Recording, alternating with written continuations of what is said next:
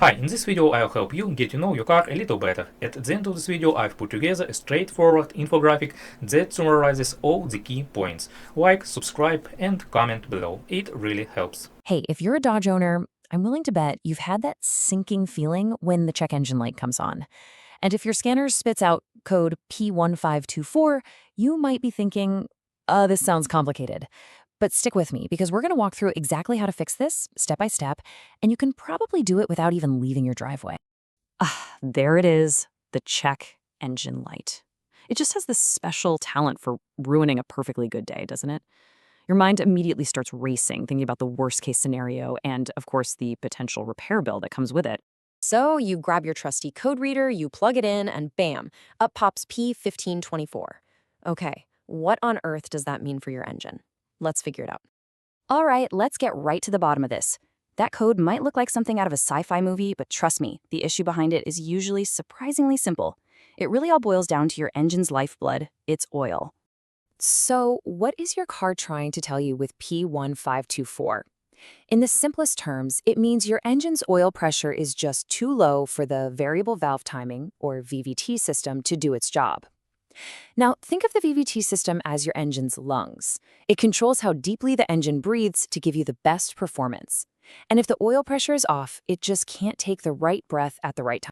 And why should you care? Well, because when that VVT system isn't working right, your engine is not a happy camper. You might notice it's running a little rough, or it feels sluggish when you hit the gas. And over time, this can seriously mess with your engine's reliability. So this is definitely not a light you want to ignore. Now, the tricky thing about P1524 is that it isn't pointing to just one single problem. Nope. There are actually 6 potential culprits here, and they range from incredibly simple fixes you can do in 5 minutes to, well, more serious mechanical issues. So as you can see, the potential causes really run the gamut, from something as simple as low oil all the way to a faulty computer. But the good news is we are going to tackle these in order, from the easiest and most likely fixes, the ones you can do yourself, to the stuff that might require a trip to the shop. All right, time to get our hands dirty. Here is your step-by-step roadmap to solving this thing efficiently, so you're not just guessing and throwing parts at your car, hoping something sticks. You know, the absolute best place to start is right here, with the basics. The top 3 most likely causes for that code are all things you can check right in your own driveway, probably with no special tools at all. We're talking about your oil level, the condition of that oil, and of course, the filter. Seriously, you would be shocked at how often this is the culprit. Before you even think about buying a new sensor or calling up a mechanic, just do this one simple thing. Pop the hood and check your oil. A quick top-off could be all it takes to make that light go away for good. Really. Okay, so beyond just the level, the quality of your oil and the type of filter you're using are absolutely crucial. Old, sludgy oil, or even just the wrong filter simply can't build the pressure that the VVT system needs. This is exactly why it pays to use the right, high-quality parts for your vehicle. Okay, so you've checked your oil level. Maybe you even went ahead and did a full oil and filter change, but that pesky light is still staring back at you.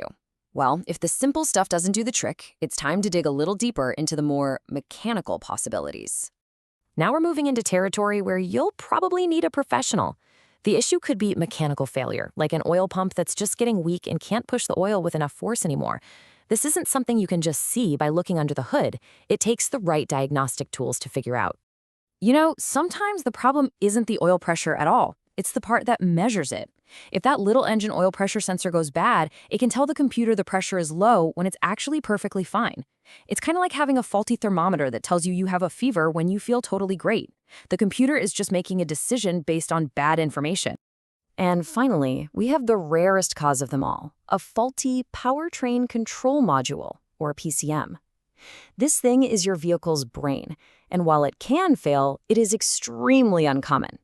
This should always be the absolute last thing on your checklist, after every single other possibility has been ruled out. Okay, so we have covered all the possibilities, from the super simple to the pretty complex. So what should you actually do when you see code P1524? Here is your action plan and the exact order you should follow it for the fastest and cheapest fix. First, and I cannot stress this enough, check your oil level. Just do it. Second, if that's all good, think about doing a full oil and filter change with the correct parts. If that light still comes back, Okay, that's when it's time to have a professional inspect the oiling system, test that pressure sensor, and only as a final last resort, look at the PCM. So, the big takeaway here is to always start simple. That check engine light can be intimidating, I get it. But as we've just seen, the fix is often way easier and cheaper than you think. So the next time it pops on, just ask yourself this: could a 5-minute check in my driveway save me from a $1,000 repair bill? The answer just might surprise you.